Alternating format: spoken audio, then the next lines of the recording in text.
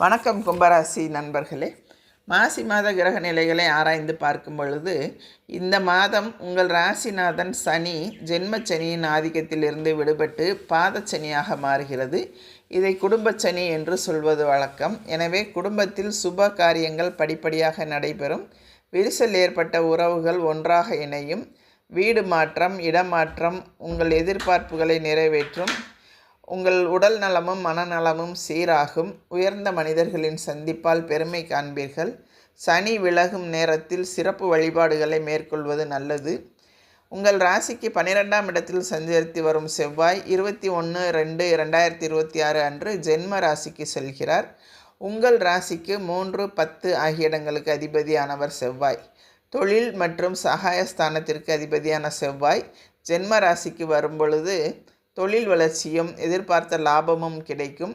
பாகப்பிரிவினை சுமூகமாக முடியும். வீடு கட்டி குடியேற வேண்டும் என்ற எண்ணம் நிறைவேறும். பத்திரப்பதிவில் இருந்து வந்த தடை அகலும். உத்தியோகத்தில் எதிர்பார்த்த உயர்வு உண்டாகும். உங்கள் ராசியிலே சஞ்சரிக்கும் சுக்கிரன் 3/3/2026 அன்று 2ஆம் இடத்திற்கு செல்கிறார். அதன் விளைவாக குடும்பஸ்தானம் பலம் பெறுகிறது. குடும்பத்தில் மங்கள ஓசை கேட்கும் சூழ்நிலையும் மக்கள் செல்வங்களால் மேன்மையும் கிடைக்கும். பெற்றோரின் ஆதரவும் திருப்தி தரும். விலகி சென்ற சகோதரர்கள் விரும்பி வந்து சேர்வார்கள். பாகப்பிரிவினை சுமூகமாக முடியும். உத்தியோகத்தில் மேலதிகாரிகளின் ஆதரவோடு முன்னேற்றம் காண்பீர்கள். உங்கள் ராசியிலேயே சஞ்சரித்து வந்த சனி பகவான் 6/3/2026 அன்று குடும்பஸ்தானத்திற்கு செல்கிறார்.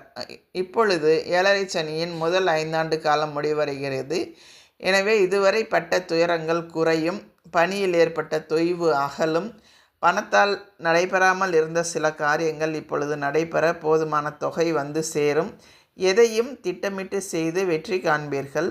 சிக்கல்களும் சிரமங்களும் படிப்படியாக விலகும். வீடு கட்டும் யோகம் அல்லது வாங்கும் யோகம் உண்டு. சனி விலகும் நேரத்தில் அதன் சன்னிதானத்திற்கு சென்று சனி கவசம் பாடி வழிபடுவது நல்லது. சனியின் பார்வை பதியும் 3 இடங்களும் பலம் பெறுகிறது. குறிப்பாக லாபஸ்தானத்தை சனி பார்ப்பதால் லாபம் 2 மடங்காக உயரும். மேலும் தாயின் உடல் நலத்தில் கவனம் தேவை. ஒரு சில காரியங்களில் இழப்பு ஏற்பட்டாலும் அதை ஈடு செய்ய நீங்கள் எடுத்த முயற்சிகள் வெற்றி கிடைக்கும். வாடகை கட்டிடத்தில் நடைபெற்ற தொழிலை சொந்த கட்டிடத்திற்கு மாற்றும் முயற்சி கைகூடும். வெளிநாட்டில் இருந்து வரும் அழைப்புகளை ஏற்றுக்கொள்வது பற்றி சிந்திப்பீர்கள். பொது வாழ்வில் உள்ளவர்களுக்கு புதிய பதவிகள் கிடைக்கும். தொழில் மற்றும் வியாபாரம் செய்பவர்களுக்கு எதிர்பார்த்த லாபம் உண்டு. உத்தியோகத்தில் உள்ளவர்களுக்கு ஊதிய உயர்வு மகிழ்ச்சி தரும். கலைஞர்களுக்கு ஒப்பந்தங்கள் உண்டு.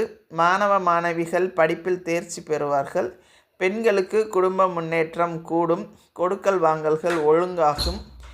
இந்த மாதம் நடராஜர் வழிபாடு நன்மையை வழங்கும்.